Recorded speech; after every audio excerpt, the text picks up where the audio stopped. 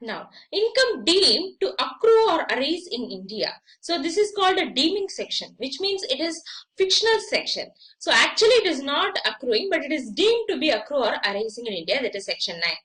So, under section 9, certain types of income are deemed to accrue or arise in India, even though they may actually accrue, arise or outside India.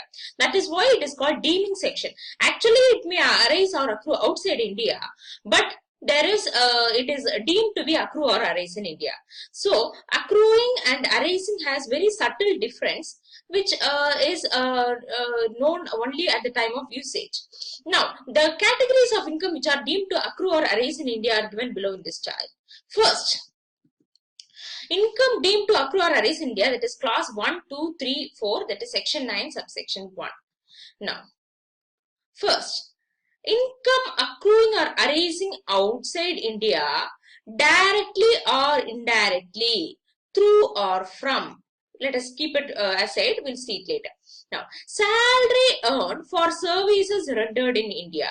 So, salary is earned, but the services are rendered in India. Salary payable by government to Indian citizen for services rendered outside India. So, there is one element which is outside India and one it is pertaining to Indian citizen for services. So, this is services is actually rendered outside India, but salary is payable by not any foreign government, by government, and it is payable to Indian citizen for services rendered outside India. So, what element is outside India? Services alone rendered is outside India, but salary is payable by government of India, and that too for the Indian citizen. Now, dividend paid by Indian company outside India. So, dividend is paid by Indian company, but actually payment is outside India. So, one element is inside India, one element is outside India. That is what the specialty of some of these features. First is income accruing or arising outside India, directly or indirectly, through or from any business connection in India. So, the word business connection and a permanent establishment, they have lot of interlinking. We'll know it later. So, when you know permanent establishment, you have to find out what is business connection, and the interlinking between the both should be analyzed. Now, next is property or asset or source of income in India. So, income is accruing or arising outside India, directly or indirectly from the property or asset which is of income inside India.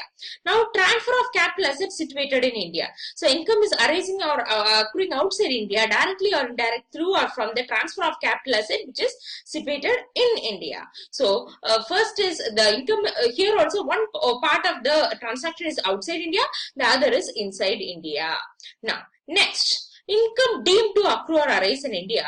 Under this, there are three categories. What is that? Interest, royalty, and fee for technical services. So, these are all very, these are the most important topics which goes for court cases. Because what is, whether the dispute will arise whether a particular income is royalty, or whether a particular income is fee for technical service, or whether an income is business income or not. Interest, royalty, fee for technical service if payable by, first case, either a resident in India or government or a non-resident. So, what will be the situations? So, if it is interest, royalty or fee for technical services payable by resident in India or government or non-resident. Now, first, with regard to a person resident in India and non-resident, we have got some few points. For with regard to government, we do not have points. With regard to person resident in India, so let us see. Exception. If the money is borrowed or technical service or royalty service is utilized for making income from any source outside India. What is the exception? Money is borrowed or technical service or royalty service is utilized for making income from any source outside India. So, the source is outside India, money is borrowed or technical service or royalty is utilized for making income.